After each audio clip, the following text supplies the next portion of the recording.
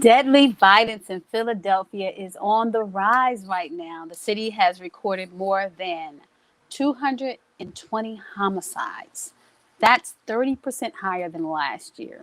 And we have with us today a local pastor who is using what's called healing circles as a method of conflict resolution to help curb the youth violence. I would like to welcome Reverend Dr. Donna L. Jones to the show. Welcome.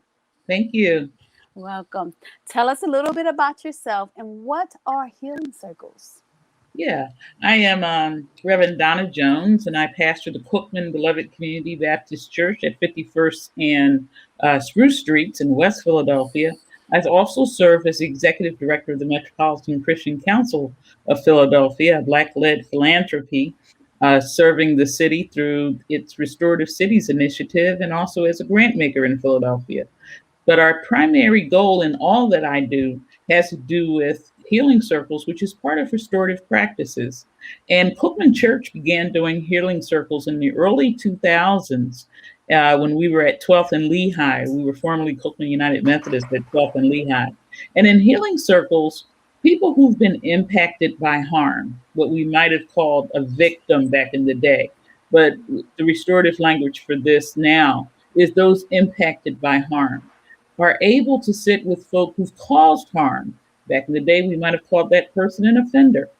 And so a person impacted by harm, a person who caused harm, and someone from the community sit together to discuss how they were impacted and to discuss things that can be done by the whole group and by individuals in the group to make things better. The whole purpose of the healing circles is accountability plus healing.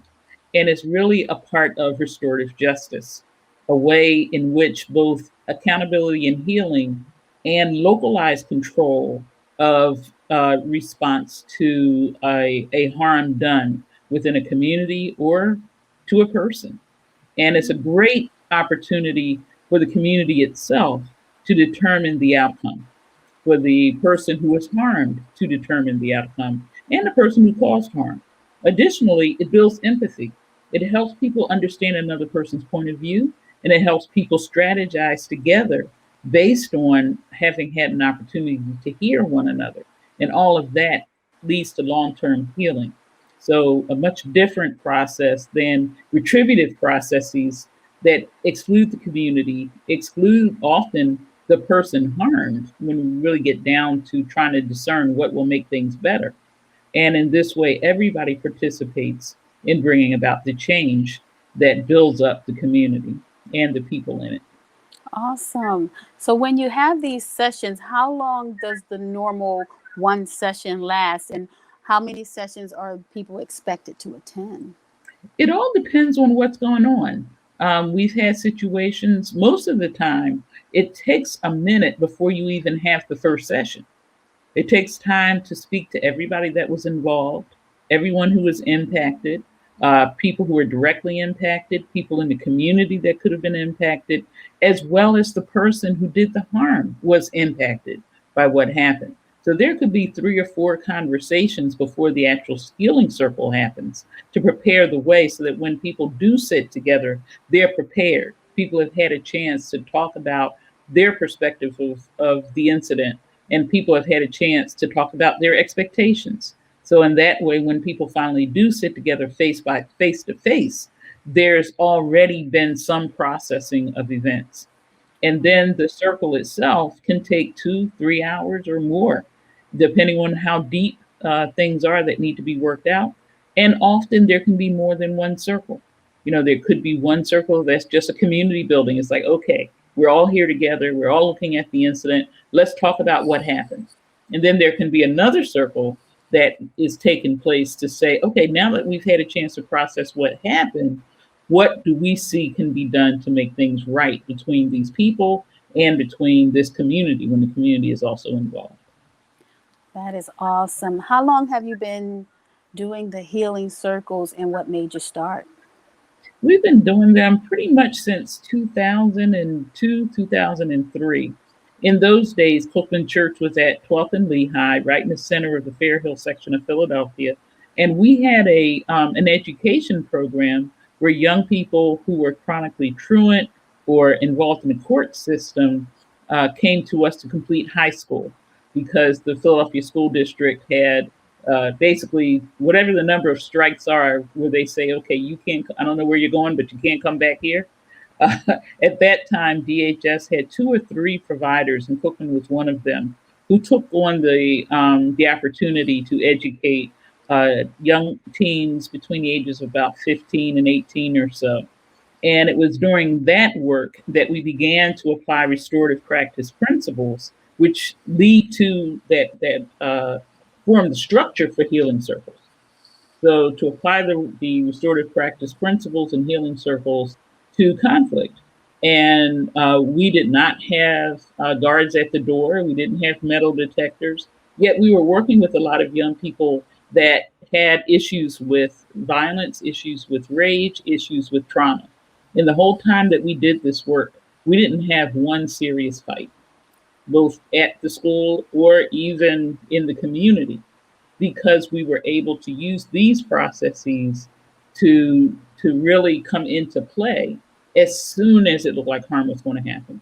And every now and then things did get testy, and there was at least one time, but I can count on one hand over 10 years how many times someone actually had a fight. But there was at least 1 or 2 times where a fight did break out, and we were able to come to a resolution between the parties without it escalating into gang violence, without it escalating into someone being shot or killed.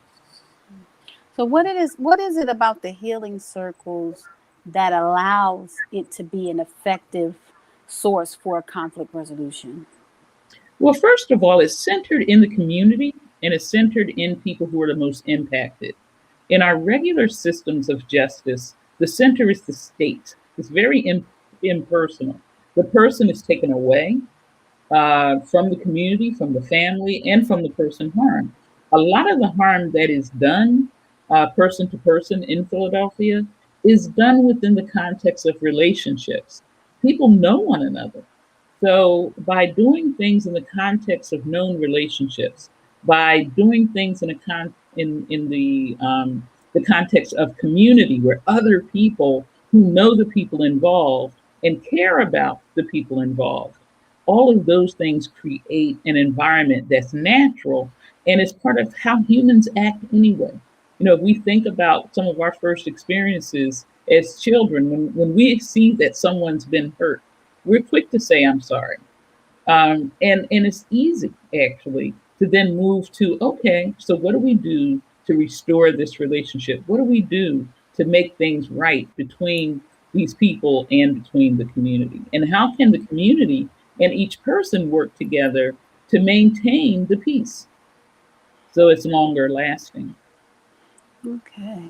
Can you share with us some of the underlining issues that you constantly see that fuels or contributes to the conflicts? We have constantly seen frustration. We are often in the midst, if we're in urban areas, I grew up in West Philadelphia during the era of gang violence, not gang war. It was beyond gang violence in those days. But there can be an undercurrent of unresolved conflict. So imagine in our families, there could be 2 partners that are living together, and someone gets upset that someone didn't take out the garbage. I mean, something as simple as that. Usually, most human beings are going to address the situation one to one. They're going to say, I can't believe you didn't take out the garbage. The other person's going to say, I can't believe you can't believe because I did this because last week you didn't. And there's this whole dialogue that goes on that gets to the bottom of what the issue is. I didn't take out the garbage because I was mad at you because you made broccoli for dinner and I can't stand broccoli. You just kind of get, and we are used to that. It's the way humans interact. And when humans are allowed to interact in natural ways, then we're able to come up with natural solutions. And that's what happens in families. We sit down, we have a fight, we sit down, we talk it out, and we come to a resolution. And sometimes that resolution is, I'm not living here anymore. But we have come to the resolution. And even if the resolution is, I'm not living here anymore, we come up with, okay, so who's going to see the kids on what day? Who's going to take care of this, that, and the third? How am I going to get the oil checked on my car? Because you always do that. We start to negotiate.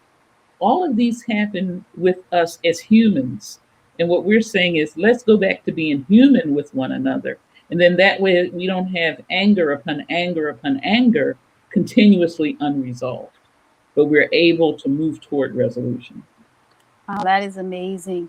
Now, when they commit to coming, do they have to sign some form of contract, or what's the process for that? It really depends on the situation. If it's a very serious situation, so there's sometimes it's a very serious situation, and people might say that they want something in particular to repair the harm. So let's say the harm that was done is someone got mad at someone else and broke out a car window. And you don't have to call the police for that. We can call neighbors together for that one and say, okay, what happened? Why did you break the window? And the owner of the car might be like, replace my window. And then I want you to wash my car for the rest of the month. And the other person might say, fine. And in that situation, we might sign a contract because that's a bit of labor intensive. And in the contract, there's accountability to the community. What will happen if the person doesn't replace the window? What will happen if the person washes the car for half a month and then stops washing the car after that? But the community gets a chance to ask that question and to pay attention to whether all that was put on the table is accounted for, because people still live in the community together. Awesome. Do you teach other people how to do conflict resolutions? Yeah, actually, we teach other people how to do healing circles, which can be a little bit different than conflict resolution. So there are great organizations in Philly. Good Shepherd is one of them, and there are others that do literal, formal conflict resolution. Healing circles is a little different, and we do teach it, as do others, but we teach it, and that's why I wanted to make sure we mention Metropolitan Christian Council of Philadelphia, because they make it possible for us to teach what we learned while we were at 12th and Lehigh as part of the Restorative Cities Initiative. And the Restorative Cities Initiative is an initiative that is coming forth from the community to address harm that's done, to address community healing, and to address resolution of conflicts through healing circles. And we're thankful for that. So we train in how our city can be restored through these processes. We also train people to conduct healing circles. And right now, we're in various communities because our goal is to train neighborhoods in Philadelphia so that we can have restorative response teams. In that way, Awesome. instead of calling 911 when somebody parks in your space, let's call together a restorative response team who can sit down and say, okay, what happened, y'all? Let's work this out and have the space Awesome. to work it out. Awesome. Well, that was great information. And before we go, just give people a little contact information. Mhm. Yep. I can be reached at 267-886-3139.